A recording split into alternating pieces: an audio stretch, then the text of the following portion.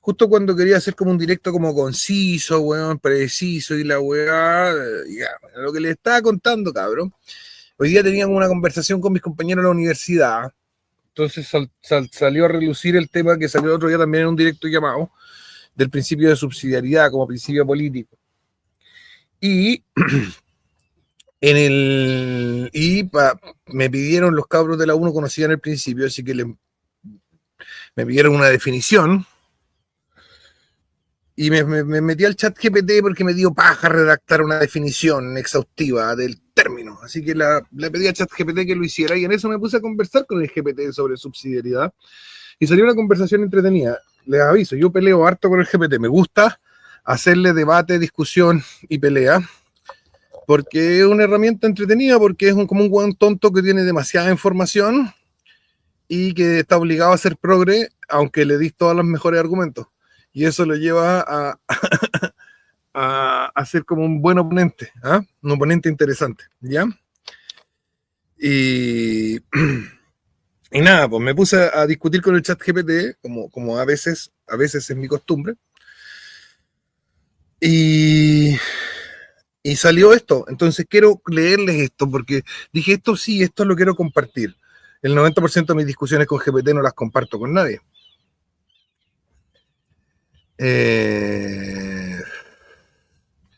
Pero esta conversación estuvo interesante y quiero compartirla con ustedes. Pero antes les quiero decir una cosa que les había dicho cuando estaba involuntariamente muteado. Tienen que poner comentarios en el chat y cuando termine el directo abajo también. Me da lo mismo si lo ven ahora o en diferido, pero los comentarios son obligatorios, chiquillos. Todos pongan comentarios, ¿ya? Bien, vamos con el tema del GPT. Voy a compartirle la pantalla para que lo vayamos leyendo. Bien. Entonces comenzamos con lo que yo les decía. Estaba yo en una discusión y me dicen, oye, ¿qué es esa web principio subsidiaria? Y explico, ¿no es cierto? O sea, le pido la definición a ChatGPT porque ¿para qué voy a darme la paja yo de explicar si le dije, dame una definición? Oye, que podría entregarme una definición del principio de subsidiariedad en ciencia política, uno que sea aplicable a sus diversas aplicaciones en la historia. Me quedó pésima esa frase, pero no importa. Desde el medievo, pasando por el capitalismo, el fascismo y la democracia cristiana. Entonces dice, claro, aquí tienes una definición del principio de subsidiariedad en ciencia política formulada para abarcar sus diversas aplicaciones históricas. Principio de subsidiariedad, definición en ciencia política. El principio de subsidiariedad es un criterio de organización política y social según el cual las instancias superiores de autoridad, como el Estado o una entidad supranacional, deben intervenir únicamente cuando las instancias inferiores, como el individuo, la familia o el municipio o asociaciones intermedias, no puedan cumplir adecuadamente sus funciones por sí mismas, es decir, necesitan ayuda, ¿vale? Este principio busca preservar la autonomía de los cuerpos sociales menores promoviendo la responsabilidad local y el limitado poder central, ¿vale? Bien. Se trata de un principio estructural y no necesariamente ideológico, lo que permite su aplicación a distintos sistemas políticos históricos. Ejemplo, Edad Media. Reflejado en la organización feudal y en la doctrina política de la Iglesia, que reconocía múltiples niveles de autoridad, señores, gremios, municipios, iglesia, todos con funciones propias. Capitalismo liberal clásico, adoptado implícitamente en la defensa del individuo y del mercado como esfera autónoma frente a la intervención estatal. Fascismo, en su variante corporativista, reinterpretado en un sentido vertical donde los cuerpos intermedios como sindicatos y corporaciones están subordinadas al Estado, pero conservan cierta autonomía funcional. Democracia cristiana, siglo XX, desarrollado doctrinalmente a partir de la encíclica Quadragésimo Anno de 1931, que lo convierte en un principio clave de su visión política, limitar el estatismo y fortalecer las comunidades naturales e intermedias. Me hace preguntas, yo no voy a leer esta weá porque ChatGPT siempre quiere que vayamos a lugares estúpidos y yo quiero seguir avanzando. Te pongo, ¿existen ejemplos de modelos que usan este principio fuera de Occidente y antes del siglo XIX? Sí. El principio de subsidiariedad como formulación conceptual es típicamente occidental y cristiano, especialmente en su articulación tomista y neoescolástica. Su lógica puede encontrarse aplicada de facto en diversas civilizaciones no occidentales antes del siglo XIX, especialmente aquellas con estructuras políticas policéntricas, comunitarias o confederalistas. Aquí algunos ejemplos notables. El Imperio Chino, especialmente bajo el confucianismo clásico, estructura el modelo confuciano, promovía una jerarquía social donde la familia, la aldea y las autoridades locales tenían funciones autónomas bien definidas y el gobierno imperial debía intervenir solo cuando el orden local fallaba. Subsidiariedad implícita. La prioridad estaba en el autogobierno moral y comunitario. El Estado debía gobernar con Wu Wei, no interferencia innecesaria, confiando en que los niveles inferiores se autorregulan a través del Li, rituales y normas sociales. Sistemas andinos, el Tahuantinsuyo, Imperio Incaico, estructura, organización del Enailuz, comunidades de parentesco, con funciones económicas, judiciales y religiosas locales. El poder imperial redistribuía recursos y dirigía grandes obras, pero la administración cotidiana quedaba en manos de las comunidades. Subsidiariedad implícita. Las unidades locales eran autosuficientes en lo esencial y solo requerían intervención imperial en tareas mayores como guerras, censos o proyectos hidráulicos. Sultanatos islámicos, Edad Media, Imperio Otomano, Califato Abasí, etc. Estructura. En muchos periodos la administración se basaba en la lógica del pluralismo jurídico y comunitario. Comunidades cristianas, judías y musulmanas mantenían sus propios tribunales y autonomía social bajo el sistema de Milet. Subsidiariedad implícita. El Estado no intervenía en los asuntos internos de cada comunidad religiosa si éstas cumplían con el orden general y el pago de los tributos. Imperio Ashanti, África Occidental, siglo XVII al XIX. Estructura, confederación de reinos y clanes con autonomía local bajo la autoridad central, el Ashantene, que intervenía en conflictos mayores o en defensa común. Subsidiariedad implícita. Las decisiones sobre la vida cotidiana, justicia menor, tierra y ritos eran competencia de los consejos locales de ancianos. Confederación iroquesa. ¿Ya? No sé pronunciar el idioma iroqués, es bien complejo. En América del Norte precolombina. Estructura, confederación de 5 y luego 6 naciones indígenas, cada una con soberanía interna, pero unidas por el Gran Consejo para asuntos comunes como guerra o tratados. Subsidiariedad explícita. Las decisiones eran tomadas por consenso y los asuntos locales no eran competencia del Consejo General. En síntesis, aunque el lenguaje de subsidiariedad es europeo y católico, el principio operativo, que las instancias superiores no deben suplantar lo que las inferiores pueden hacer por sí mismas, aparece en muchas culturas que valoraban el equilibrio entre la autoridad central y la autonomía local. Su presencia suele depender de factores como tradición comunitaria fuerte, estructuras federativas o confederadas, reconocimiento de cuerpos intermedios, clanes, gremios, aliyus, consejos, tribus, religiones o filosofías que limiten el poder central, confucianismo, islam clásico, etc. Entonces le pregunto yo, ¿puede este principio político explicar el fenómeno conocido en la historia económica como de la gran divergencia? Y me responde, muy buena pregunta. El principio de subsidiariedad no explica por sí solo la gran divergencia, pero puede ayudar a entender ciertos factores institucionales que contribuyeron a ella, especialmente desde el punto de vista de cómo se distribuye el poder político, económico y social entre niveles de autoridad. Vamos por partes. ¿Qué es la gran divergencia? Es lo que están preguntando en el chat. No lo he visto, pero los conozco. El fenómeno histórico por el cual la Europa occidental y particularmente Inglaterra logró un crecimiento económico sostenido y acelerado desde el siglo XVIII, superando al resto del mundo, especialmente a grandes potencias como China o la India, en términos de ingreso per cápita, productividad, innovación tecnológica y poder geopolítico. ¿Qué rol podría tener el principio de subsidiariedad? Aunque este principio es posterior en su formulación explícita, ciertos arreglos institucionales subsidiarios de facto pueden haber contribuido a la gran divergencia, sobre todo en la Europa occidental. Algunos puntos clave: autonomía local, municipio, cuerpo intermedio en Europa occidental. En muchas regiones de Europa, Italia, Países Bajos, ciudades alemanas, etcétera, las ciudades y municipios tenían altos grados de autogobierno. Se protegían los gremios, las universidades, las cortes regionales, los cabildos, etcétera, frente a un poder central muchas veces débil o pactado. Esta estructura limitaba el absolutismo centralizador y permitió el surgimiento de economías locales dinámicas en relación con la subsidiariedad. Las funciones no eran absorbidas por un Estado omnipresente, sino que se permitía a las unidades menores organizarse productivamente. Pluralismo jurídico y competencia institucional.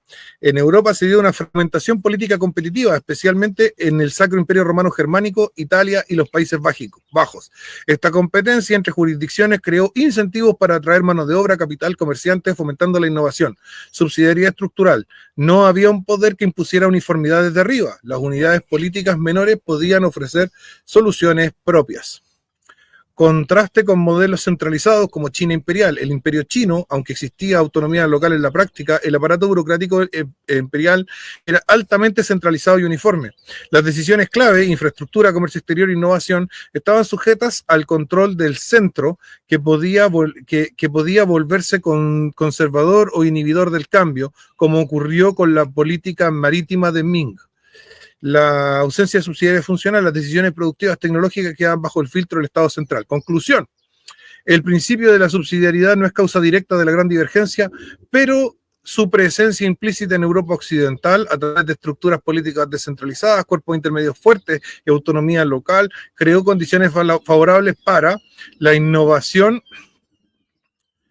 institucional, el desarrollo económico autosostenido, la resistencia a bloqueos centralistas que afectan a otras civilizaciones. En otras palabras, la subsidiariedad funcional y territorial fue parte de la matriz institucional europea que, combinada con otros factores, recursos coloniales, revolución científica, protestantismo, etcétera, ayudó a desencadenar la gran divergencia. ¿Existe relación de este principio con existe aplicación de este principio en algún régimen comunista? Fíjense la pregunta. Sí, aunque en general el comunismo histórico ha sido marcadamente centralista, hay ciertos momentos, corrientes y experimentos dentro del mundo comunista donde se reivindica o se aplica parcialmente una lógica subsidiaria. Aunque con características y limitaciones muy particulares. Aquí te dejo tres aplicaciones o aproximaciones al principio de subsidiariedad en regímenes comunistas o socialistas. Primero, el comunismo de los soviets, 1917-1921. Contexto: primeros años de la Revolución Rusa. Idea clave: los soviets, consejos de obreros, soldados y campesinos, eran los órganos bases que organizaban directamente la vida política y económica local. Lógica subsidiaria: en principio se debía subir desde abajo y el Estado central debía coordinar y no reemplazar la acción de los órganos populares. Límite: muy pronto el partido bolchevique concentró el poder en el centro. Ya en 1921, con la supresión de los otros partidos y la centralización de la planificación, los soviets quedaron subordinados. Conclusión: hubo un intento subsidiario de base en el diseño, pero fue rápidamente anulado por la lógica del partido único y la planificación central. Autogestión yugoslava. Esto es importante porque el comunismo yugoslavo fue uno de los más prósperos. Contexto: modelo socialista impulsado por Tito en Yugoslavia tras romper con Stalin. Idea clave: empresas cooperativas y municipios eran gestionados por sus propios trabajadores con órganos democráticos locales. Lógica subsidiaria: el Estado no intervenía directamente en la gestión microeconómica ni en muchas decisiones locales, los consejos de obreros y comunales asumían esa función. Límite: a pesar de la autonomía local, el partido mantenía la hegemonía política y delimitaba los márgenes de la autogestión. Conclusión: fue el experimento comunista más cercano a una subsidiariedad funcional, aunque sin pluralismo político real. Maoísmo rural y la comunidad popular, China 1958-1978. Contexto: gran salto adelante y periodo de las comunas rurales bajo Mao Zedong. Idea clave: las comunas deben ser autosuficientes y gestionar integralmente la vida económica, educativa, sanitaria y familiar. Lógica subsidiaria parcial: en teoría la comuna era una unidad integral de vida local con gran autonomía operativa. Límite: en la práctica las comunas estaban fuertemente controladas por el partido y sujetas a campañas centralizadas, lo que provocó desastres como la hambruna de 1959-1961. Conclusión: aunque había descentralización de funciones, no había descentralización del poder, por lo que la subsidiariedad era solo administrativa y no política. Reflexión final: el principio de subsidiariedad es difícilmente compatible con el comunismo autoritario clásico, ya que supone pluralismo de cuerpos intermedios, mientras que el comunismo suele suprimirlos. Requiere espacios de libertad y competencia institucional, que choca con el modelo de partido único. Supone la limitación del poder central, lo que el comunismo históricamente ha evitado. Sin embargo, algunas experiencias comunistas han desarrollado prácticas subsidiarias parciales, especialmente en lo económico, autogestión o territorial, comunas, aunque siempre bajo la sombra del partido y con límites ideológicos fuertes. Y le pregunto yo ahora por el mal llamado imperio español. Y en el mal llamado imperio, lo pongo entre comillas, español, ¿cómo se aplicaba este principio? Excelente pregunta. En el llamado Imperio Español, más precisamente monarquía católica o monarquía hispánica, fue en términos históricos jurídicos uno de los ejemplos más ricos de aplicación del principio de subsidiariedad antes de su formulación explícita en la doctrina católica del siglo XX.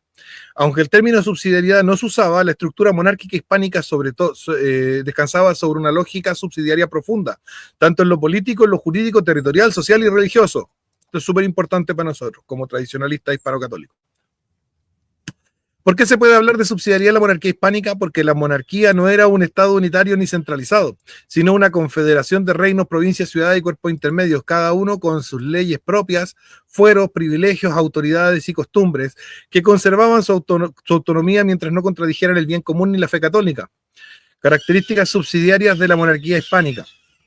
Policentrismo jurídico y político. La monarquía no tenía un único centro normativo. Castilla, Aragón, Navarra, Nápoles, Flandes, Indias, etcétera, mantenían derecho propio, fueros, usos, costumbres. El rey juraba respetar los fueros locales al asumir cada corona y debía gobernar por consenso, por consejos y no por decreto unilateral. Ejemplo claro de subsidiariedad: el poder solo intervenía si era necesario y respetaba las funciones de los cuerpos locales. Cabildos y gobiernos locales en América. Fíjense, esto es importante. En las Indias, es decir, en América, acá, desde el primer momento se instalaron cabildos, ayuntamientos con funciones administrativas, judiciales, económicas y de defensa. Estos cabildos eran elegidos localmente y actuaban con gran autonomía. Las reducciones indígenas y repúblicas de indios tenían estructuras propias de autogobierno bajo tutela indirecta. Bajo tutela, subrayo, indirecta. La monarquía no suplantaba el gobierno local, sino que lo promovía, respetando la diversidad cultural y social, mientras no se opusiera a la fe católica ni al orden político. El papel de los cuerpos intermedios, cofradías, gremios, universidades, órdenes religiosas, cabildos eclesiásticos, consejos de vecinos, etcétera, organizaban buena parte de la vida social sin dependencia directa del poder central. Estas instituciones tienen derecho propio, autonomía interna y funciones concretas, autonomía funcional.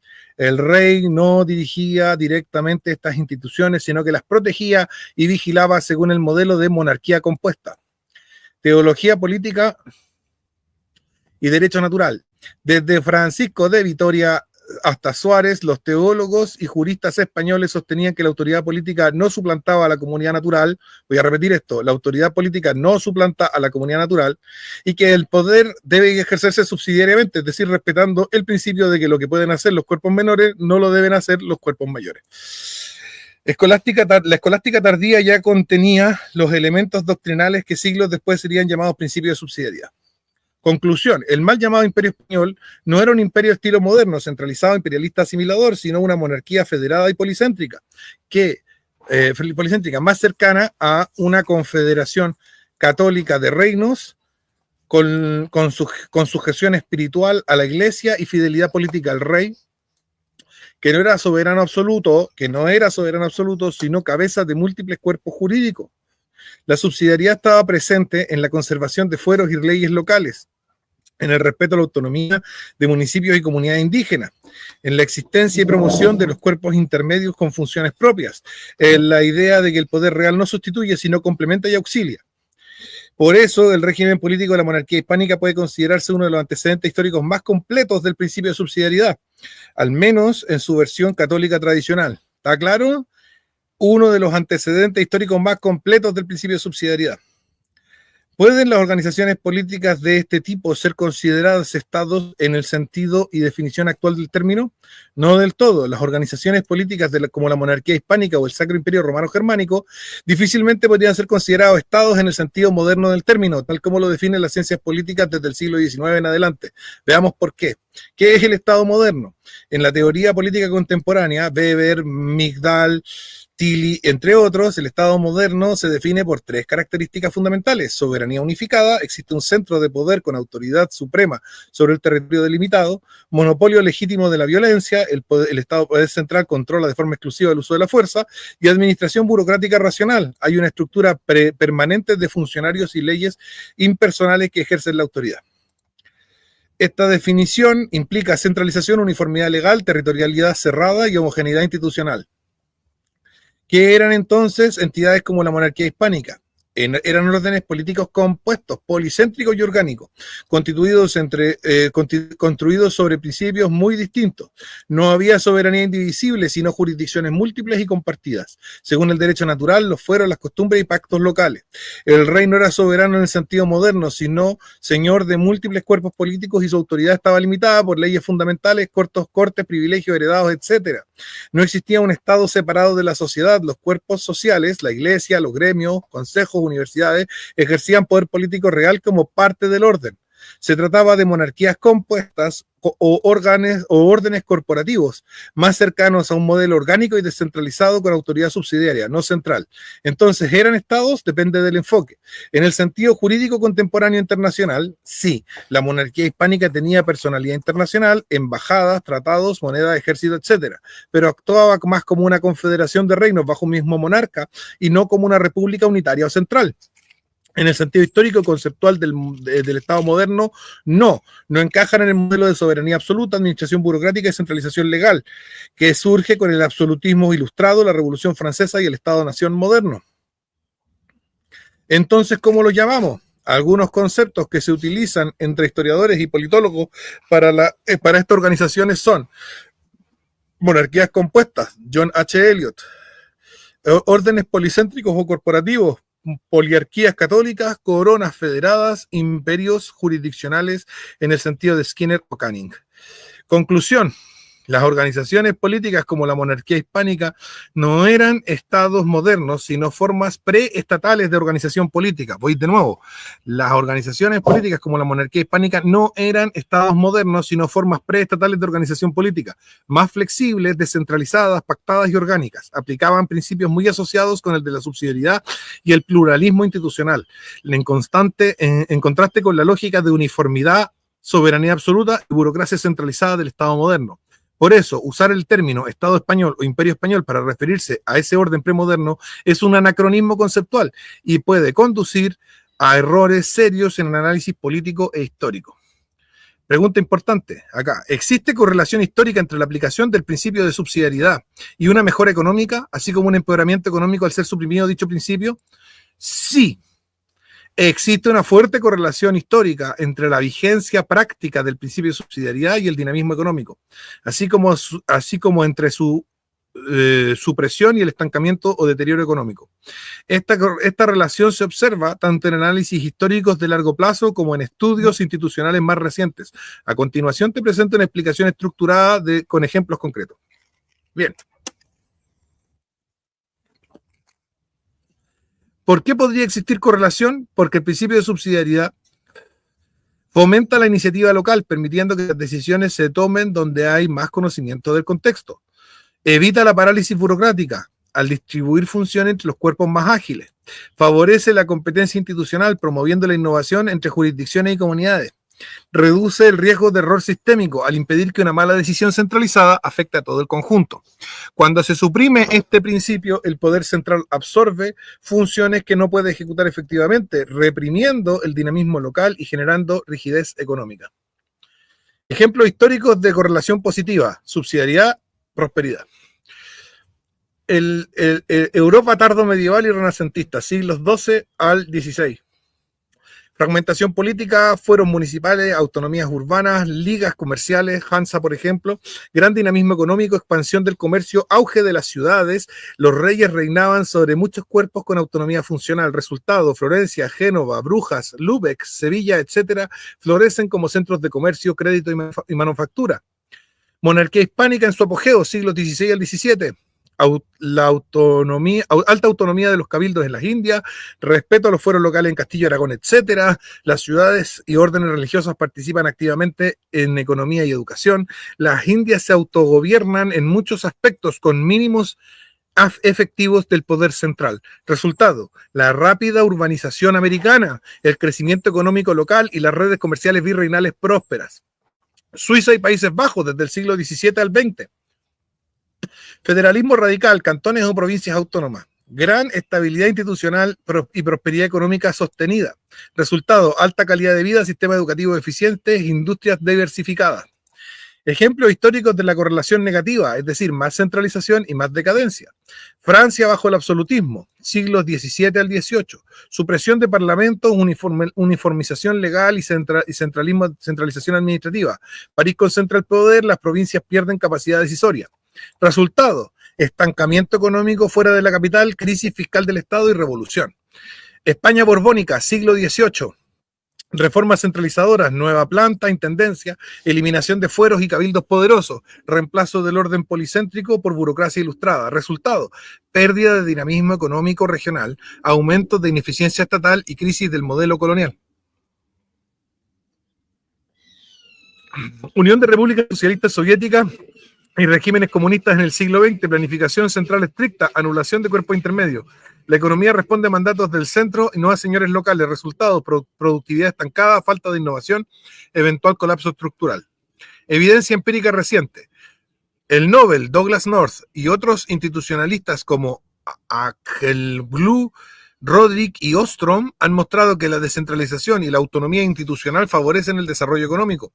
El Banco Mundial y otros organismos han observado que países con gobiernos locales fuertes y responsables, subsidiariedad funcional, hay mejor provisión de servicios y mayor eficiencia en el gasto público. Conclusión, aunque la subsidiariedad no garantiza por sí sola la prosperidad económica, su aplicación sistemática tiende a coincidir con periodos de crecimiento y creatividad social, mientras su supresión se asocia con rigidez, ineficiencia y colapso. La historia muestra una clara correlación entre el respeto a las funciones de los cuerpos intermedios y la vitalidad económica. Vamos con el caso de nuestros queridos países. Los procesos de separatismo de los diversos reinos americanos y sus revoluciones republicanas que a comienzos del siglo XIX tuvieron un impacto en el régimen de subsidiariedad de sus territorios. Sí, las revoluciones republicanas e independentistas de América Hispana a comienzos del siglo XIX supusieron en la mayoría de los casos una ruptura o debilitamiento profundo del principio de subsidiariedad, que había estructurado el orden político de los territorios virreinales bajo la monarquía católica. Aunque en nombre de la libertad y la autodeterminación, muchas de las nuevas repúblicas adoptaron modelos centralistas, uniformadores y estatistas que disolvieron los cuerpos intermedios y las autonomías locales tradicionales. Ahora aquí te explico por qué. Orden virreinal preexistente, subsidiario y orgánico. Antes de la independencia, la monarquía hispánica funcionaba en América como una monarquía compuesta con cabildos con funciones amplias de autogobierno urbano, repúblicas de indios con autoridad comunal, fueros eclesiásticos, gremiales, universitarios y regionales, derecho local y administración municipal autónoma, para que después no digan que nos independizamos, autónoma, un rey distante que delegaba la autoridad en consejo y audiencia. Era un orden profundamente subsidiario con múltiples niveles de autoridad que actuaban sin suplantarse mutuamente. 2. Las revoluciones republicanas abolieron ese orden. Aunque las independencias se proclamaron con discursos de libertad y autonomía, la práctica política adoptada fue centralista. ¿Por qué? Influencia del modelo francés jacobino. Se promovió la idea de una república, de una república una e indivisible, con soberanía única del pueblo en la forma de una nación abstracta. Temor al fraccionamiento territorial. Las nuevas élites veían en el federalismo una amenaza a la unidad nacional. Supresión de los cuerpos intermedios. Se disolvieron cabildos tradicionales, se abolieron fueros y se reemplazó el derecho local por códigos nacionales. El resultado fue una transición desde un orden plural y subsidiario a un Estado-nación moderno, centralizado, legalista y burocrático.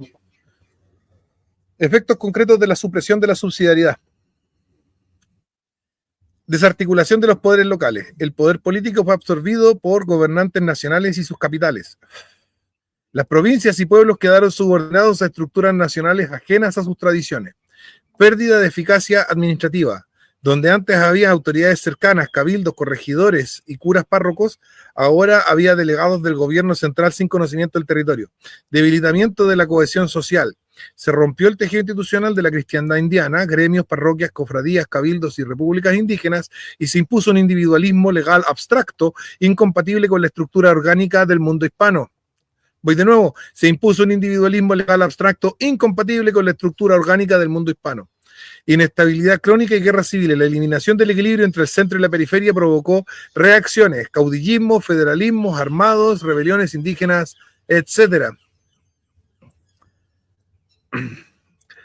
Casos ejemplares: México, de una monarquía constitucional tentativa, Iturbide, se pasó a un centralismo republicano que enfrentó rebeliones federalistas, Zacatecas, Texas y Yucatán. Argentina, intento de centralismo en Buenos Aires genera guerra civil. Los federales, como Artigas o Rosas, reclaman la vigencia del viejo orden subsidiario. Paraguay, Francia y luego Rodríguez de Francia consolidan el régimen centralista absolutista y disuelve los cuerpos tradicionales. Donde hubo intentos de federalismo, estos eran en realidad esfuerzos por conservar la lógica subsidiaria virreinal, más que por imitar el federalismo estadounidense. Importante punto ahí. Conclusión. Las independencias no fortalecieron el principio de subsidiariedad, lo destruyeron. En su lugar impusieron un modelo de Estado moderno centralista, muchas veces bajo ropajes liberales, pero en realidad suplantando la autonomía de las comunidades políticas tradicionales. El resultado fue pérdida de dinamismo local, alienación de las provincias, concentración del poder político y en muchos casos empobrecimiento institucional y económico. La reimplantación imperfecta la reimplantación imperfecta del régimen de subsidiariedad por parte de Pinochet puede explicar el desarrollo económico chileno experimentado entre 1980 y 2010. Sí. Es posible sostener que una reimplantación imperfecta del principio de subsidiariedad durante el régimen de Pinochet contribuyó significativamente al desarrollo económico entre 1980 y 2010, aunque esta relación debe ser comprendida con matices importantes. Veámoslo por partes. ¿Se aplicó el principio de subsidiariedad bajo Pinochet? Sí, al menos en parte. A partir de la Constitución de 1980, las reformas económicas impulsadas por los llamados Chicago Boys se promovió una estructura que redujo el tamaño del Estado en muchas áreas, privilegió la acción de los particulares, empresas, familias, municipios, por sobre la del gobierno central, delegó funciones sociales y económicas al ámbito privado y local. Además, la Constitución de 1980 en su artículo primero estableció una forma de principio de subsidiariedad. Comilla, el Estado reconoce y ampara a los grupos intermedios a través de los cuales se organiza y estructura la sociedad y les garantiza la adecuada autonomía para cumplir sus propios fines específicos. Esta redacción recoge, con lenguaje contemporáneo, una forma de subsidiarismo católico liberalizado, aunque interpretado en clave neoliberal. ¿Cómo se expresó la subsidiariedad en términos concretos? Descentralización parcial. Reforma municipal de 1980 entrega más funciones a municipios, educación, salud primaria, infraestructura local. Aunque el financiamiento seguía siendo central, los municipios ganaron un rol activo. Privatización y descentralización. Las funciones tradicionales estatales, educación, salud, previsión, fueron traspasadas a actores privados subsidiarios, con el Estado como regulador. El sistema de voucher educacional y previsional se basa en la idea de que los individuos o sus grupos intermedios se elijan libremente. El Estado solo interviene cuando no hay oferta suficiente. Fomento de la iniciativa privada. Se consolidó la estructura jurídica y económica que protege al individuo, la familia y el emprendimiento, desincentivando la estatización de la vida económica. Todo esto responde a una aplicación funcional del principio de subsidiariedad, aunque más desde una perspectiva económica liberal que doctrinalmente católica. El principio es el mismo, pero la perspectiva cambia. Subsidiariedad, pero ahora económica liberal en vez de doctrinalmente católica. ¿Contribuyó esto al desarrollo económico entre 1980 y 2010? Sí, en varios sentidos concretos. Estabilidad institucional, la Constitución de 1980 y el marco subsidiario crearon condiciones para reglas estables y previsibles, aumento de la inversión privada, la liberalización y la delegación de funciones en el mercado generaron eficiencia en sectores clave. Crecimiento económico sostenido. Desde mediados de los años 80 hasta principios del 2010, Chile tuvo unas tasas de crecimiento superiores al promedio regional. Reducción de la pobreza disminuyó del 45% en 1987 al 11% en 2011, en gran parte gracias al dinamismo económico. En este contexto, la lógica subsidiaria permitió que familias, municipios, ONG, empresas y cooperativas jugaran un rol central en el desarrollo social. ¿Por qué decimos que fue una reimplantación imperfecta? Porque no se restauró el régimen de cuerpos intermedios tradicionales ni la lógica orgánica del orden hispánico, sino que se instauró una subsidiariedad funcional, pero no comunitaria ni corporativa. Algunas limitaciones. Centralismo político persistente. Chile sigue siendo un país unitario con fuerte poder presidencial. Desigualdad entre municipios. La centralización administrativa sin redistribución financiera generó brechas. Reducción del principio a lo económico. La subsidiariedad se aplicó más como eficiencia de mercado que como defensa del orden natural social. En otras palabras, se aplicó principio de subsidiariedad en su dimensión instrumental, no en su raíz antropológica y doctrinal, que es lo importante. Ahí está el error. Conclusión, si la subsidiariedad funcional instaurada por el régimen de Pinochet contribuyó al crecimiento económico entre 1980 y 2010 al crear un entorno en que actores no estatales asumieron funciones relevantes en lo económico y social. Esta forma de subsidiariedad, 2 puntos, fue parcial, tecnocrática y liberal, no comunitaria ni tradicional. Permitió eficiencia y dinamismo, pero generó tensiones como desigualdad y desarraigo social. Importante, ¿por qué? Porque no fue comunitaria ni tradicional, que generó desigualdad y desarraigo social. Mostró que la aplicación de subsidiariedad puede favorecer el desarrollo, incluso si es imperfecta. Sigo con la siguiente pregunta. ¿El estancamiento económico de la última década podría tener relación con un alejamiento de dicho principio? Sí, se puede sostener con bastante fundamento que el estancamiento económico que ha experimentado Chile durante la última década guarda relación con un progresivo alejamiento tanto práctico como ideológico del principio de subsidiariedad, tal como se había venido aplicando desde la década del 80. Este alejamiento ha sido tanto doctrinal, en el plano político-cultural, como estructural, en términos institucionales y económicos. A continuación, un desarrollo de esta idea con claridad. 1. ¿Existe realmente un estancamiento económico en la última década? Sí. Aunque Chile mantiene indicadores macroeconómicos estables en términos relativos a la región, desde aproximadamente 2014 se observa 1. Desaceleración del crecimiento del PIB per cápita. 2. Caída sostenida de los niveles de inversión. 3. Estancamiento de la productividad total de los factores. 4. Aumento del gasto fiscal sin mejoras proporcionales en eficiencia pública. 5. Desconfianza estructural en el sector privado y fuga de capitales. ¿Cómo se ha alejado Chile del principio de subsidiariedad? A. Cambio ideológico, abandono del consenso subsidiario. Desde la segunda mitad de la década del 2010, particularmente tras 2019, se ha producido un cuestionamiento frontal al modelo subsidiario, acusado de promover la desigualdad y mercantilización, el avance de la retórica estatista, donde el Estado es presentado como un actor principal y sustituto de los cuerpos intermedios. El proceso constituyente post-2019 puso en discusión el principio mismo de la subsidiariedad como pilar constitucional. El discurso político dominante se ha inclinado hacia el estatismo, debilitando la legitimidad del orden basado en la autonomía funcional. Intervencionismo y creciente del Estado central. Se ha aumentado los subsidios directos, bonos, planes de gasto sin condicionalidad funcional. La educación y salud han sido objetos de recentralización progresiva, entre paréntesis, nueva ley de educación pública, por ejemplo, y se ha debilitado la libertad de elección de la familia en múltiples áreas. Esto ha generado una sobrecarga burocrática, debilitando la eficacia del Estado sin fortalecer los cuerpos intermedios. Jurisdicción e inseguridad institucional. La proliferación de demandas judiciales contra actores privados y la inestabilidad regulatoria disuaden la inversión.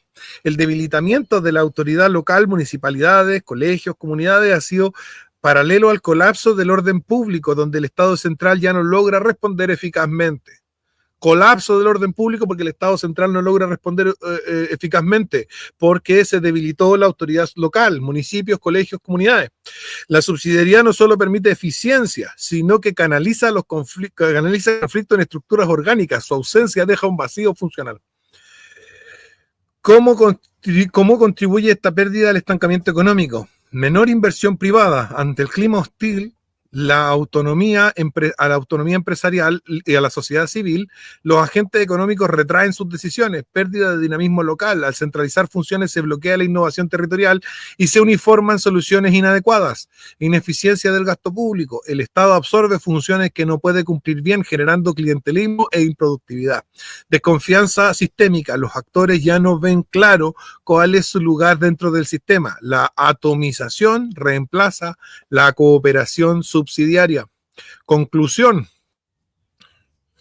Sí, el estancamiento económico de la última década puede vincularse directamente con el progresivo abandono del principio de subsidiariedad, que había sustentado el modelo chileno desde 1980. Este abandono ha producido, 1, un Estado más grande pero menos eficiente. 2, cuerpos sociales debilitados, incapaces de suplir o complementar la acción estatal. 3, un clima cultural adverso a la responsabilidad intermedia y al protagonismo de la sociedad civil. El resultado es una economía que ni crece con dinamismo privado ni gestiona con eficiencia desde lo público. Pregunto yo sobre Estados Unidos. Vamos a pasar a Estados Unidos ahora. Los Estados Unidos se fundaron con un régimen muy particular que combina elementos monárquicos, policéntricos, medievales, democráticos, modernos, representativos, aristocráticos y varios otros elementos en menor medida. ¿Cómo se aplica el principio de subsidiariedad en el desarrollo político del sistema norteamericano? Muy buena observación. El sistema político de Estados Unidos efectivamente es un híbrido complejo con raíces en tradiciones políticas diversas, incluyendo elementos monárquicos limitados, como la figura del presidente con poderes ejecutivos fuertes, tradiciones aristocráticas, la estructura del Senado y el federalismo, principios democráticos y representativos, así como influencias de derecho común inglés y prácticas policéntricas medievales. Aplicación del principio de subsidiariedad en el sistema político estadounidense. Aunque el término subsidiariedad es de origen europeo y católico, la lógica que subyace al principio está claramente presente y es fundamental en el diseño institucional norteamericano, sobre todo a través del federalismo y la distribución del poder. Federalismo, expresión central de subsidiariedad. El poder político se divide entre gobierno federal y gobiernos estatales, con competencias definidas y limitadas por la Constitución. Los estados conservan la autonomía para legislar, administrar justicia y gobernar asuntos no expresamente cedidos al gobierno federal. La 10ª enmienda de la Constitución de 1791 consagra la distribución de esta distribución, comillas, 10ª enmienda, los poderes delegados a los Estados Unidos los poderes no delegados a los Estados Unidos por la Constitución se reservan a los estados o al pueblo. Esta manifestación del principio subsidiario, la autoridad central solo debe intervenir cuando los niveles inferiores no pueden atender ciertos asuntos. Gobierno local y autonomía municipal. Por debajo de los estados existen municipios, condados y otras entidades locales con diversas competencias administrativas. Aunque la autonomía municipal depende de los estados, no está constitucionalmente garantizada a nivel federal. En la práctica, muchas ciudades y condados ejercen considerablemente el autogobierno. Esto permite que problemas locales se resuelvan localmente sin intervención directa del gobierno federal o estatal. Separación de poder y contrapeso. La división horizontal entre el Ejecutivo, Legislativo y Judicial puede entenderse como un mecanismo para evitar la concentración excesiva del poder. Aunque no es subsidiariedad en el sentido estricto, sí refleja la idea de limitar el poder centralizado, dispersándolo entre diversos órganos con funciones específicas. Participación y pluralismo.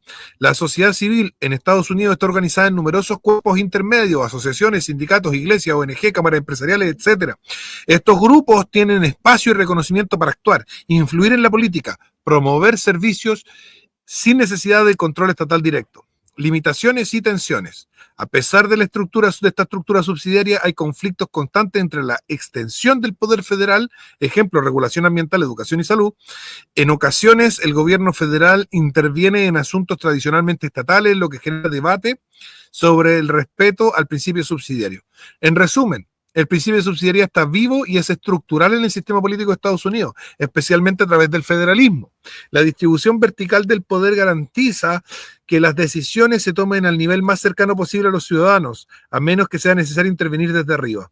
La autoridad de los estados y municipios, junto con la sociedad civil fuerte y plural, configuran un modelo policéntrico y descentralizado que equilibre la autoridad y la libertad. Podría hacer un ranking de las unidades políticas de la actualidad más subsidiarias a las menos subsidiarias, entendiendo las limitaciones y ambigüedades de dicha categorización. Y bueno, aquí me tira el ranking, ¿no es cierto? El país más subsidiario sería Suiza, y el último sería Corea del Norte, y entre medio hay hartos niveles, ¿no es cierto? Chile está como al medio. De hecho, no está en este ranking.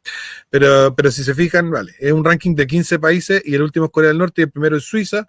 Entonces, los primeros serían, claro, Estados Unidos, Alemania, o sea, Suiza, Estados Unidos, Alemania, Canadá, Australia, y los menos serían Corea del Norte, Arabia Saudita, Rusia, China, Francia, Reino Unido. Esos serían los menos descentralizados y los más descentralizados, ¿ya? Notas y limitaciones, escala relativa. El ranking no mide calidad o eficiencia, sino la distribución eficaz, efectiva del poder y la autonomía a niveles inferiores o cuerpos intermedios. Contexto político en algunos países, aunque constitucionalmente haya descentralización, en la práctica puede existir un fuerte centralismo, ejemplo Rusia o México. Cuerpos intermedios, la existencia de organizaciones civiles, gremiales, religiosas y comunitarias con autonomía real influye en el grado de subsidiariedad, pero no siempre está reflejada en la estructura formal. Variabilidad temporal, la subsidiariedad puede aumentar y disminuir según gobiernos, crisis o reformas. Ámbitos sectoriales, en algunos países hay más subsidiariedad en educación o salud que en seguridad o economía. El ranking, mismo ranking, pero con países de habla hispana. Ranking aproximado de países hispanohablantes según el grado de subsidiariedad. El más subsidiario sería España, después viene Argentina y México por ser federales, después vendría Colombia, después vendría Chile. Y los más centralizados serían, los menos subsidiarios serían Panamá, Costa Rica, Nicaragua, El Salvador, Honduras. Bien, notas importantes, bla, bla, bla, sobre el tema. Ya, hasta aquí llegamos. Entonces quiero hacer una pregunta a ChatGPT que es importante, quiero que me acompañen con la última pregunta.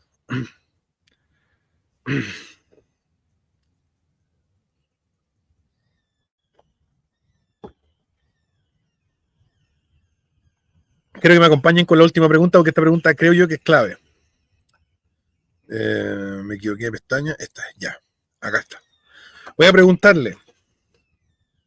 Viendo la disminución de la subsidiariedad en el Chile post-revolución, entre paréntesis 1810, 1818, cierre paréntesis, se puede hablar realmente de que los chilenos ganaron independencia o en su lugar, la perdieron usando como comparación los niveles de independencia de cada comunidad chilena en el periodo Habsburgo de la monarquía hispánica y el mismo criterio en la actualidad.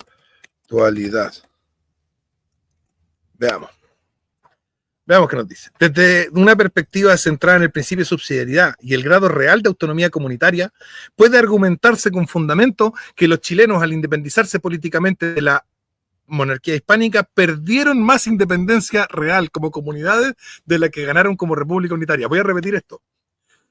Este es un chat progre, no es, está condicionado para ser progre, no puede no ser progre, ¿sabes? Cuando le preguntáis guas acuáticas siempre te sale con respuestas progre.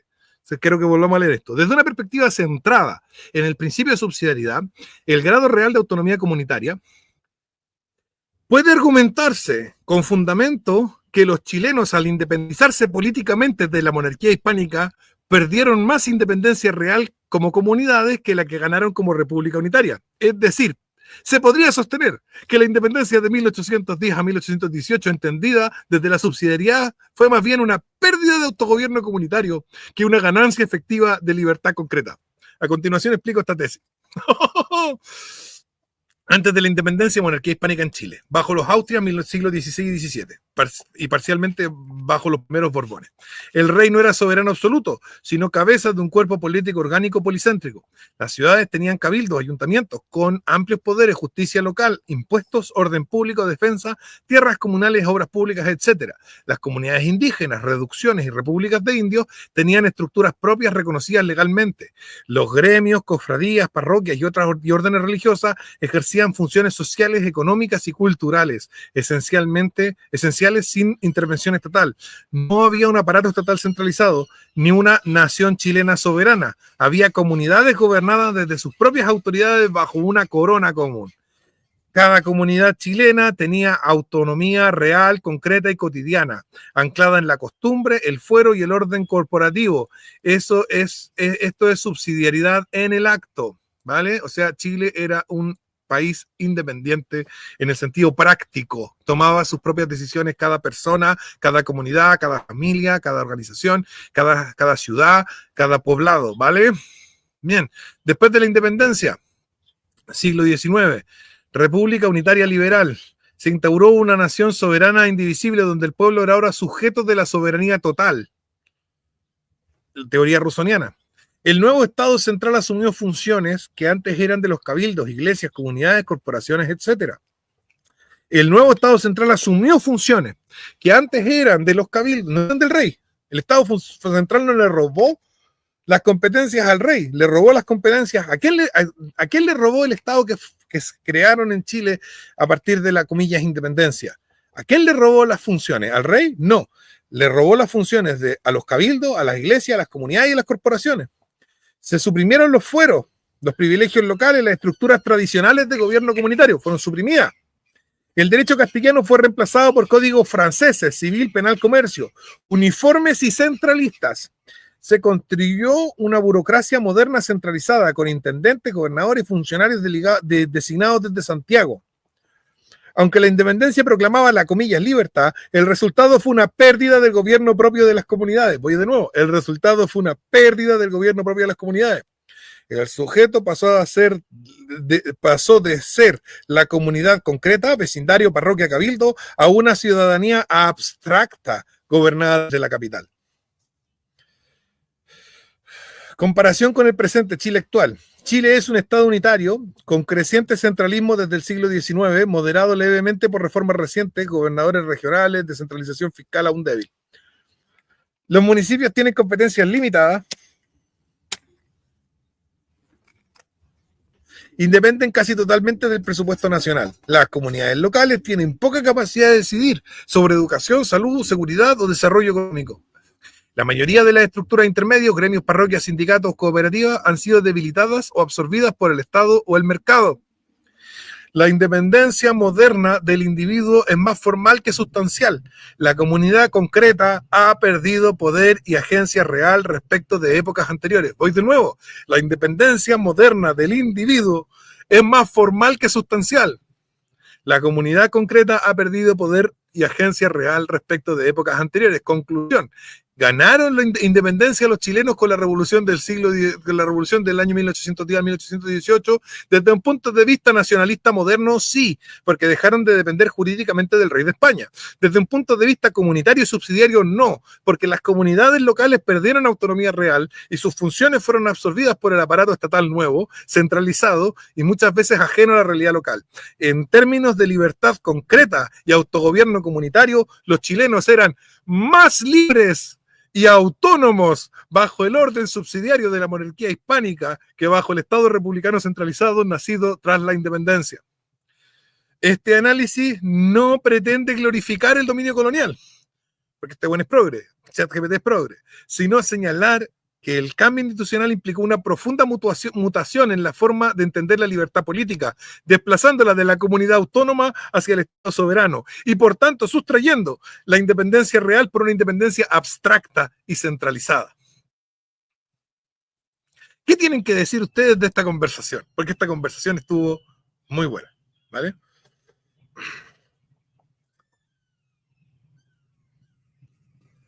¿Qué tienen que decir ustedes de esta conversación? Quiero leer sus comentarios en la caja de comentarios. Los quiero, ¿vale?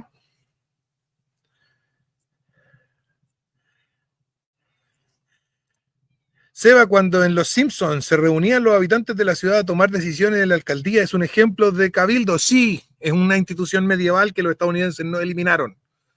Porque no fueron, la revolución de Estados Unidos fue una revolución liberal, pero no fue una revolución liberal progre. Mantuvo instituciones medievales como esta. ¿Ya? ChatGPT llegó a las conclusiones correctas, ¿no? Y las matiza y trata de, pero no estoy haciendo.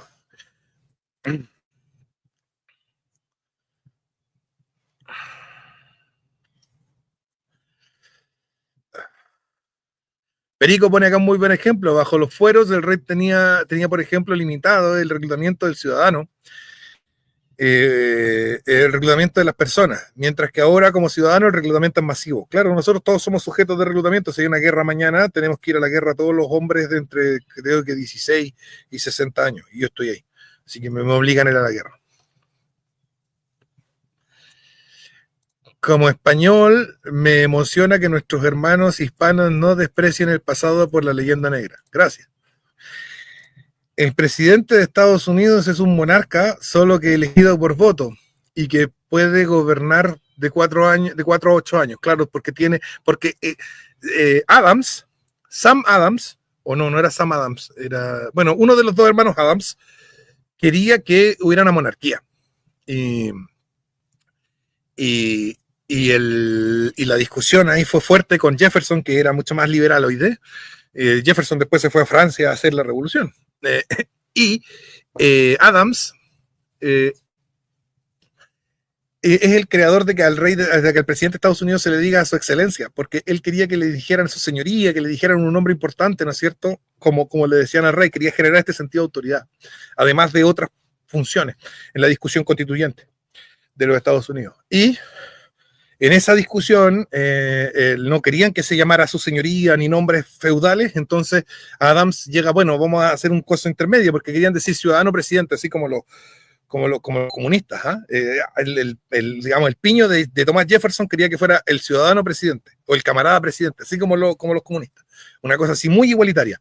Y Adams llegó a su excelencia, y con eso ya fue como el punto de consenso, por ejemplo. Entonces, es un ejemplo interesante de cómo los norteamericanos en su sistema de gobierno adaptaron criterios que eran más bien previos y no una cosa de empezar desde cero como la Revolución Francesa o la Revolución mal llamada Gloriosa.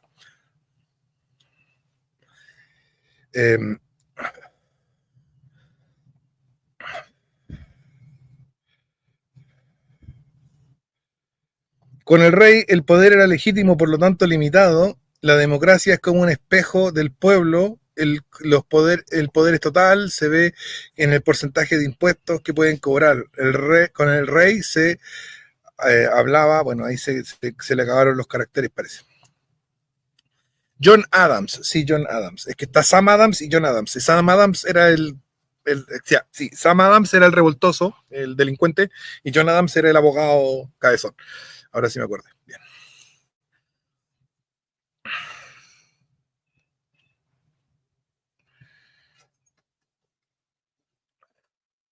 Así que eso, esta es una conversación interesante que tuve con el GPT y que quería compartir con ustedes, que quería conversar con ustedes, quería ver qué es lo que tienen que decir, quería escuchar también y quiero leer sus comentarios respecto de esta perspectiva, desde este punto de vista.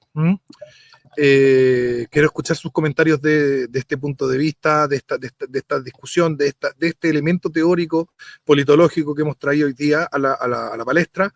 Quiero leerlos en la caja de comentarios, quiero que debatan en la caja de comentarios, quiero que aparezcan los más nacionalistas que van a decir, no, lo importante es el Estado, la independencia a nivel colectivo, y que aparezcan libertarios a decir, no, lo importa el individuo, y que aparezcan tradicionalistas a decir lo que importa es la comunidad, y así. Quiero que se arme la discusión, traigan la discusión. Pónganla acá, eso.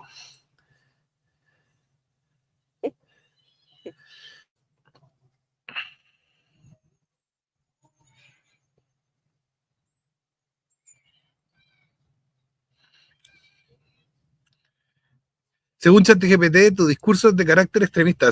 ¿Al mío? O sea, le preguntaste por Sebastián Izquierdo. Promueves posiciones nacionalistas con tintes violentos. Nacionalistas no, acabo de demostrar que mi posición es muy contraria al nacionalismo. Además, te vincula con ideología neofascista. Con esto también se ve la diferencia entre el colonialismo hispano comparado con los otros imperios. Hagamos la diferenciación. Preguntémosle a ChatGPT eso. Vamos a preguntarle eso. Preguntémosle sobre los otros imperios de la modernidad temprana. En comparación con otros imperios de la modernidad temprana, se puede decir que el español es el más subsidiario. Preguntémosle. Sí, Se puede sostener con fundamento que el Imperio Español, especialmente bajo los Austrias, siglo XVI y XVII, fue el más subsidiario entre los grandes imperios de la modernidad temprana, particularmente si se compara con el francés, otomano, ruso o el británico. Esta afirmación se sostiene tanto por la estructura jurídica y política policéntrica como por su praxis de gobierno basada en los cuerpos intermedios, fueros y autonomías locales. A continuación te ofrezco una comparación razonada. ¿Qué entendemos por subsidiaria imperial? En este contexto, la subsidiariedad implica que el poder superior no absorbe las funciones que pueden cumplir eficazmente las autoridades menores, que existe un reconocimiento institucional de los cuerpos intermedios, municipios, gremios, pueblos, indígenas, parroquias, universidades, etcétera, que hay una pluralidad jurídica reconocida, pluralismo legal y de derechos, que la unidad política no se basa en la uniformidad, sino en la coordinación funcional y jerárquica entre niveles. Qué lindo eso, ¿eh? Coordinación funcional y jerárquica entre niveles. ¿Qué hace el Imperio Español el más subsidiario? Monarquía compuesta. El imperio no era un estado centralizado, sino una unión de reinos, virreinatos, provincias, señoríos, con leyes, monedas, instituciones y costumbres propias. Cada territorio conservaba sus fueros, cortes, usos y sistemas jurídicos y se gobernaba conforme a sus leyes. El rey no era un legislador omnipotente, sino una autoridad que juraba las leyes locales y al asumir el gobierno de cada reino. Cabildo y autogobierno municipal. Las ciudades eran gobernadas por cabildos, ayuntamientos, elegidos o rotativos, con competencias judiciales, fiscales y militares. En América, los cabildos jugaban un rol clave en el ordenamiento del territorio y la defensa del bien común. Reconocimiento de las repúblicas de indios. Se respetaban, al menos en el plano jurídico, las autoridades indígenas, sus costumbres, tierras comunales y formas de autogobierno. Se crearon instituciones como el protector de indios y se prohibió formalmente la esclavitud de los pueblos indígenas. Cuerpos intermedios fuertes, iglesias, universidades, gremios, cofradías, órdenes religiosas y otras corporaciones gozaban de fueros y autonomía para ejercer funciones sociales y económicas. Fuerte descentralización. Autoridades locales, corregidores, oidores, alcaldes, prelados, gobernaban con gran margen de acción y había escasa burocracia central. Las audiencias eran tribunales autónomos con funciones mixtas, judiciales y administrativas. Comparación con otros imperios de la época. España, nivel de subsidiariedad muy alto. Monarquía compuesta, pluralismo jurídico, cabildos fuertes, repúblicas de indios, cuerpos intermedios. Inglaterra, Imperio Británico, medio alto, solo en colonias blancas. Algunas colonias gozaban de autogobierno, ejemplo Massachusetts, pero el centro imponía leyes comerciales y control político. Francia, bajo, tendencia a la centralización absolutista desde Luis XIV, los parlamentos regionales fueron suprimidos. Imperio Otomano, medio, el nivel de subsidiariedad medio. Reconocimiento parcial de milets, comunidades religiosas, pero administración altamente jerárquica. Imperio ruso, muy bajo, centralización extrema bajo los zares. Las comunidades eran subordinadas, incluso las élites regionales. Incluso las élites regionales eran subordinadas.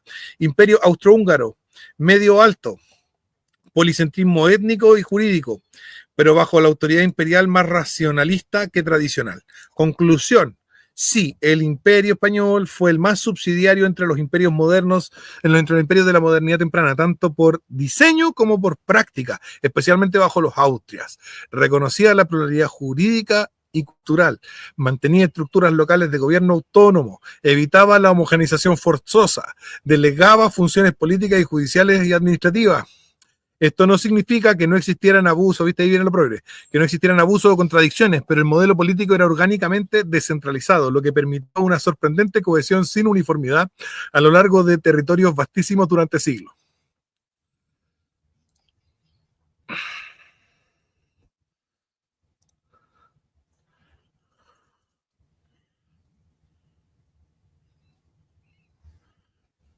Dice, el carlismo es lo contrario al fascismo, pero no es liberal. Claro, pero es que los fascistas copiaron tantas cosas del tradicionalismo.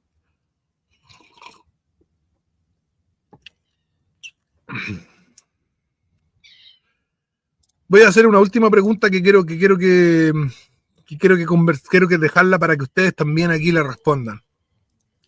De acuerdo a la lógica contemporánea, no existirían elementos y dinámicas sociales que escapen a las lógicas del Estado y del mercado. mercado, coma, es posible encontrar elementos que escapen a esta dicotomía en la actualidad, es posible fortalecer ese tipo de respuestas a los problemas humanos. A ver qué nos dice. Sí. No solo es posible, sino urgente reconocer que existen y pueden favorecerse elementos y dinámicas sociales que escapan a la dicotomía Estado-mercado, es decir, espacios de vida humana que no se rigen ni por la lógica del poder político centralizado, ni por la lógica de la transacción mercantil, sino por una tercera lógica, la de la comunidad, la reciprocidad, el don, el deber y la pertenencia. Esta tercera esfera puede ser débil y marginal hoy, pero sigue viva y puede ser reconstruida, protegida y fortalecida. Esta idea no es utópica, tiene raíces históricas, filosóficas y prácticas concretas. ¿Qué dice esta tercera esfera? Podríamos llamarla de varias maneras: sociedad civil organizada, cuerpos intermedios, orden comunitario, economía del dono de la reciprocidad, vida prepolítica en el sentido de Arendt o del Noce, y subsidiariedad real. Se refiere a formas de organización humana que no son estatales, basadas en el poder coercitivo, ni de mercado, basadas en el contrato voluntario y el interés individual, sino en la pertenencia, en la tradición, el deber moral, la identidad compartida y el bien común inmediato. Eso es lo que queremos.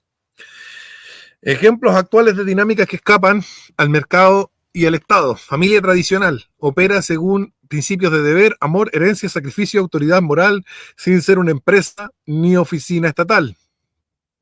En su forma natural y extendida es incompatible con la lógica del mercado y del Estado moderno, y que tienden a disolverla o instrumentalizarla. La parroquia, la cofradía o la hermandad religiosa funcionan como comunidades de sentido, caridad, enseñanza y asistencia mutua sin fin de lucro ni intervención estatal directa.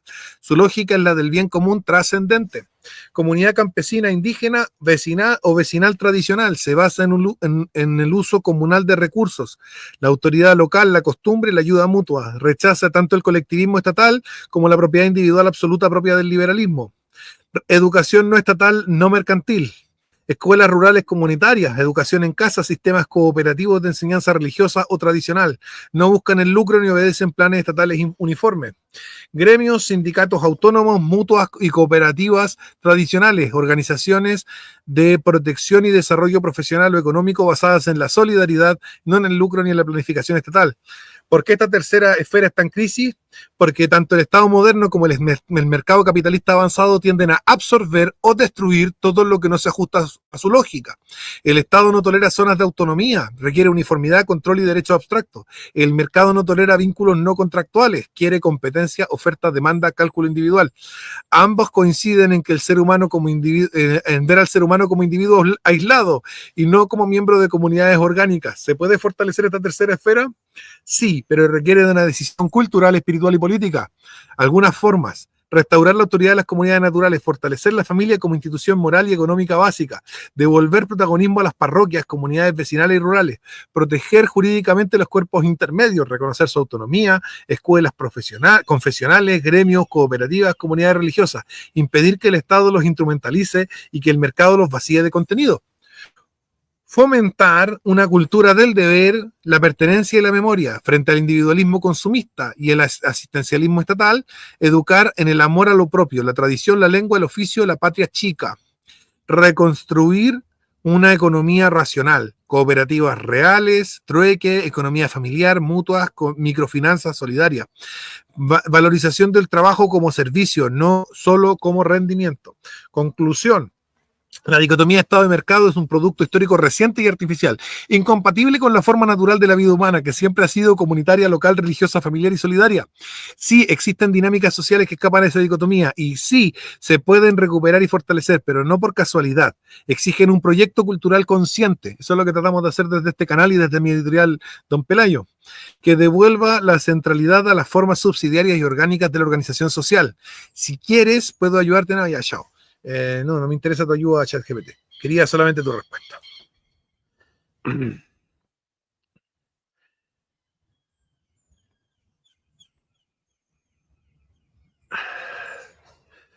Intentar, dice Héctor Muñoz, intentar replicar esto en nuestro sistema liberal democrático nos pondría en una posición fascistoide de tercera vía. Esto me suena mucho a cosas del nazismo y el fascismo. Efectivamente, el nazismo y el fascismo robaron, esa es la palabra, robaron, secuestraron elementos propios del tradicionalismo. Pero el tradicionalismo no es fascista, ni se parece al fascismo. ¿Bien?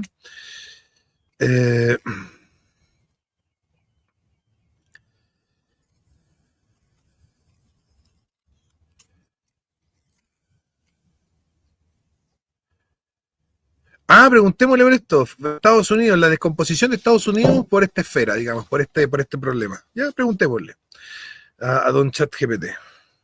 Última pregunta y me voy a almorzar. Mis ricos porotos chilenos. ¿Cómo le dicen en España a los porotos? Alubias. Alubias. Acá se llaman porotos, compadre. Porotos. Porotos con rienda tengo hoy día. Ya. Qué rico. A ver. Y longaniza.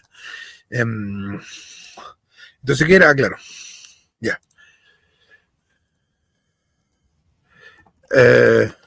La reciente decadencia y crisis social en los Estados Unidos tiene alguna relación con el debilitamiento de las estructuras intermedias. Sí. De forma bastante clara, la crisis social y política y cultural que atraviesa los Estados Unidos en las últimas décadas guarda relación directa con el profunda con el debilitamiento de la estructura intermedia que antes sostenían la vida comunitaria, moral y cívica del país. Esta descomposición no solo se debe a factores económicos e ideológicos, sino a la erosión de las formas naturales de pertenencia y autoridad intermedia, familia, religión, vecindario, asociaciones voluntarias, comunidades locales, que han sido desplazadas por el Estado central, el mercado global y la tecnología digital. ¿Qué son las estructuras intermedias? La familia nuclear y extendida, las iglesias locales, comunidades de fe, principalmente protestantes y católicas, las asociaciones voluntarias, vecinales, benéficas, deportivas, profesionales, cívicas, las organizaciones gremiales, sindicales o profesionales, las pequeñas comunidades urbanas o rurales con vida cívica activa. Estas estructuras permitían que los individuos no vivieran aislados, sino enraizados en formas concretas de vida común, con autoridad, solidaridad, deber, sentido del bien común y participación activa. ¿Cómo han desaparecido o se han debilitado? Declive de la familia, altas tasas de divorcio, caída del matrimonio, paternidad ausente, baja natalidad, familias fragmentadas sin estructuras de deberes, jerarquía ni continuidad, colapso de la religión, caída acelerada de la participación religiosa, especialmente entre jóvenes, disolución de la autoridad moral compartida, reemplazada por ideología individualista. Desaparición de las asociaciones voluntarias.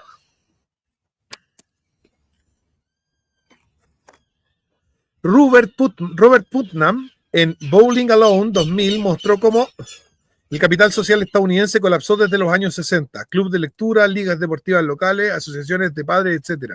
Las personas ya no pertenecen, están solas.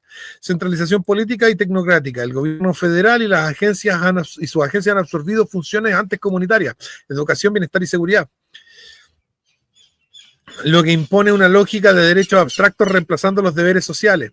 Economía global y plataformas digitales, el pequeño comercio, los empleos locales han sido desplazados por cadenas globales y teletrabajo. La vida comunitaria es sustituida por el consumo digital, las redes sociales, el entretenimiento remoto y lo que aumenta el aislamiento y la ansiedad. ¿Qué consecuencias sociales ha traído este proceso? Crisis de salud mental, ansiedad, soledad, suicidio. En Chile estamos muy altos en suicidio ahora. Desconfianza sistémica en las instituciones, los vecinos y en la ley. Polarización política extrema sin estructura intermedia, solo quedan el individuo y el Estado. El individuo individuo y tribu ideológica, es decir, los magas, los woke, etc. Desarraigo. El americano medio ya no tiene raíces ni horizontes comunitarios. Pérdida de sentido del bien común. La política se convierte en una guerra cultural total, no en la construcción compartida. En conclusión, la decadencia viene del debilitamiento subsidiario. Sí, el colapso de la sociedad civil orgánica de Estados Unidos, sustituida por una mezcla entre hiperindividualismo y control estatal o corporativo, Fíjense ustedes que estos dos elementos siempre van de la mano. Los libertarios nos quieren hacer creer que hay una dicotomía, que hay un conflicto entre el control estatal y el hiperindividualismo, pero no, siempre van juntos, sustituida por una mezcla de hiperindividualismo y control estatal. Ha eliminado los espacios donde se forjaba el carácter, la pertenencia y la vida, la virtud pública. La decadencia de Estados Unidos no es solo económica o geopolítica, es moral, social y se manifiesta en la pérdida de la mediación natural entre el individuo y el Estado o el mercado. Restaurar la salud del país no pasa por más poder ni más consumo, sino por reconstruir las estructuras intermedias que anclan la libertad, el deber y el bien común. Ya, y con eso terminamos. Me voy a ir a comer mis ricos porotos con riendas como buen chileno.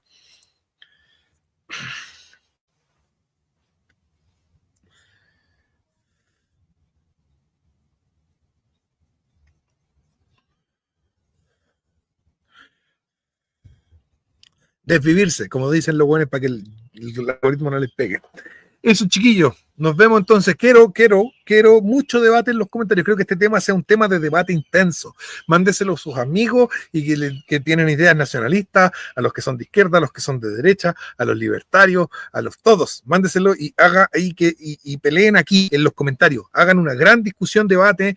Muchos quiero comentarios largos, larguísimos, con argumentos profundos, interesantes, inteligentes y muchos comentarios y mucha discusión, y quiero que se respondan entre ustedes y que haya mucha interacción en los comentarios de este video, ¿ya? Eso. Y bendiciones y viva Cristo Rey.